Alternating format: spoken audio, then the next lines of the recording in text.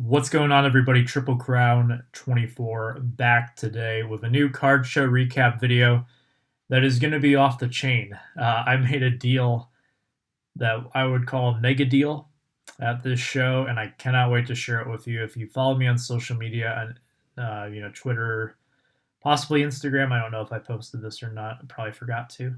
Facebook, all those places. I've showed it off already, but now it's time to take it to YouTube. So this was the Northern Kentucky show. I go to this show every month. It's a lot of fun. It's close to home. It's easier on my back, not having to make the long drives, across the Midwest. So I've been kind of trying to stay home a little bit more, well, at least local for a lot of the shows, not go more than like an hour and a half, 2 hours out of the way, um, unless it was a really huge opportunity, just because it's easier on the car and myself in terms of the wear and tear. So let's start off with the lower end stuff. This was just some random stuff I was picking up. There are a lot of relic and autographs that I picked up for $1 alongside all of these, and I just took those and I put them into something else that I have been working on, which I will hopefully have a video for later this week where I can talk more about it. But I want to keep it a surprise until then because I got something cool coming this week from that. So stay tuned. But for now, these were the ones that were not for that cause. These were all $1, which I just thought they were really good deals, so I picked them up. That's one of the things I do when I'm not looking to spend too much, which then that changed later on. But I got a Patrick Mahomes 2019 Donruss. I actually saw quite a few Mahomes cards for $1 again, which was good to see. From the non-premium brands like Prestige, Donruss, Score. So it's good to see those because recently they've been like $5 a card at shows. David Robertson, Gold Wave Refractor, and a Dylan Betances. Just cards that these types of cards do well in the store. So I pick them up if they're at the right price point. Sometimes they're like 50 cents. Here's a Machado, black from High Tech. It's numbered to 50. He's had a phenomenal season. Kevin Durant, third year Prism. That was $1. I thought that was a nice little find. Little Kerry Wood, Fleer Mystique. This was probably the best of the bunch. 2018 Score, Patrick Mahomes. Second year Mahomes cards are pretty crazy. So I've why not go ahead and pick it up. Here's a Beltray Future Star 99 Stadium Club. Really good looking card. I love this set a lot. So I wanted to grab that. And then this one is for Card Cutter. So after that, I made two decent sized deals as well. The first one was for about 500 cards that were all 2020 Mosaic football and the Bowman Mega Box Mojo refractors from 2020 Bowman. So about 500 of those, and I bundled them together with some autographs and relics that I needed for this little project I've been working on. And then I also added in these 3 Mahomes base cards from 2020 Mosaic, which these are pretty hot right now. I went through the box, and there's some pretty good veterans in there. There was a Brady. There was, I think, 3 or 4 Lamar Jacksons. There was a lot of Hall of Famers. And it was just kind of cool to see all of them. A lot of parallels as too, which is really nice with how expensive Mosaic is. I pretty much got what would be, I want to say at least a hanger box case worth of cards, and then probably maybe even up to a blaster box case worth of cards in this deal. And I paid a fraction of what it would have cost to open that much wax at SRP. Which, if you're lucky enough to find it for that, that's a whole challenge in its own. And they're cool cards. They draw attention. I had a lot of luck selling singles from Mosaic basketball earlier this year when I picked up some lots of that. So I figured I'd try it again with football since we're in the full swing of football season. It's going to be the only sport going on here, probably in about a month's time. So it's kind of the thing right now. So 3 Mahomes from that, and then some other goodies with it, which was nice. This one was pretty cool. I always try to get cool Tigers cards whenever I can, just because I've got a large list of contacts to reach out to regarding Tigers cards, so I can usually move them pretty easily if I get them for inventory. So here you see this dual booklet Al Kaline, Harvey Keene, numbered to 15. I thought this was very, very reasonably priced. So this one will probably already be sold by the time you see it. And then we move to the mega deal, which was this is going to be the big talking point of this show for me, and this is perhaps one of the, I have to say it might even be the most success I've ever had at one show in terms of getting some really cool cards. They're cards that really speak for themselves. So the first two right here are actually a deal that I made with Mike Baseball Collector, so you will have to go check out when he gets his next mail day in, probably sometime next week when I send these to him, which two cards he picked up. They were just kind of two that I added on to help me get a better lot price for these three that I really wanted.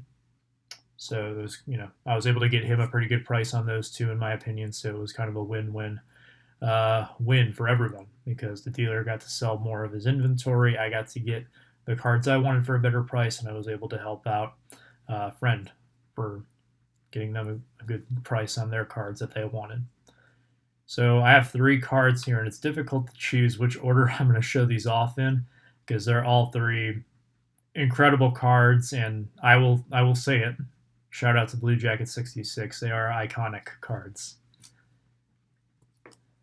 And here's the first one. This one is very near and dear to my heart. It is the 54 Topps Al Kaline rookie, card 201. I do have one of these. It is raw. It is what most would consider a quote-unquote beater copy, but I absolutely love it, and it's in my Tigers Ultimate Team set binder. So this is the nicest Al Kaline rookie I've ever owned. This one won't be staying with me too long. In fact, it actually might already be gone by the time that you guys see this video.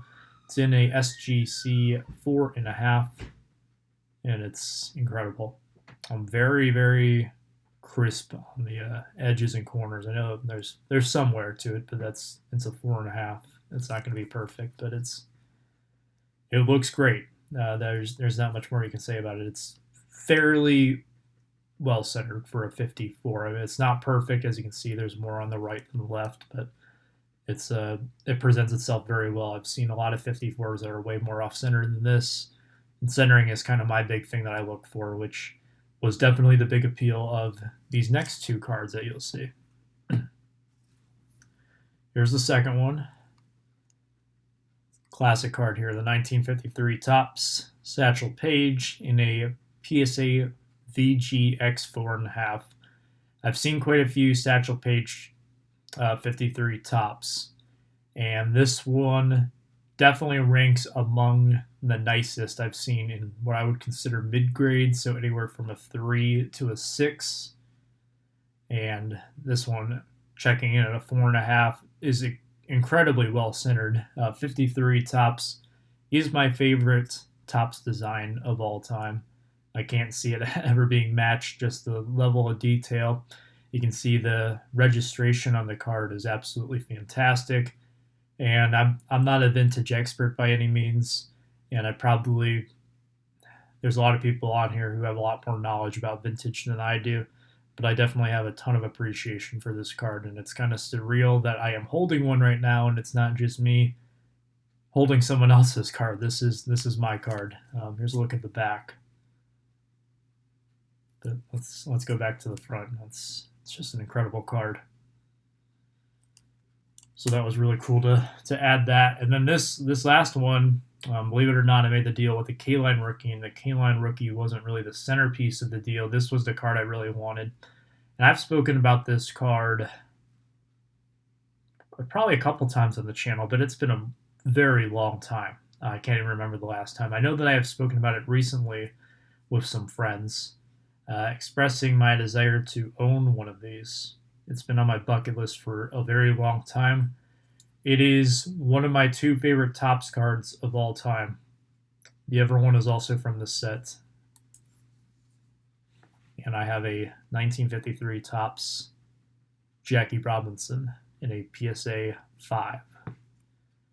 So it's again an iconic card. It speaks for itself, and centering wise, it's it's pretty solid, especially for a 5. You can see that the left and the top are a little bit thicker. The nice thing about this is that it has his name in the bottom right corner, which I think kind of adds more space. So I think it works really well, the centering on this particular card. It definitely contributes to the overall eye appeal in a positive way, that's just a plus there. That bottom edge is incredibly nice. Usually they're going to have, kind of like you can see on the side there on the black, some chipping to it, a little bit of whitening. This corner down here is not the best. Again, it's a PSA 5. It's not a gem mint card. It's a beautiful card. I'm not going to take the time to go ahead and try to detract from it at all. It's beautiful, and I've always wanted one of these. It's surreal. You can probably tell by my lack of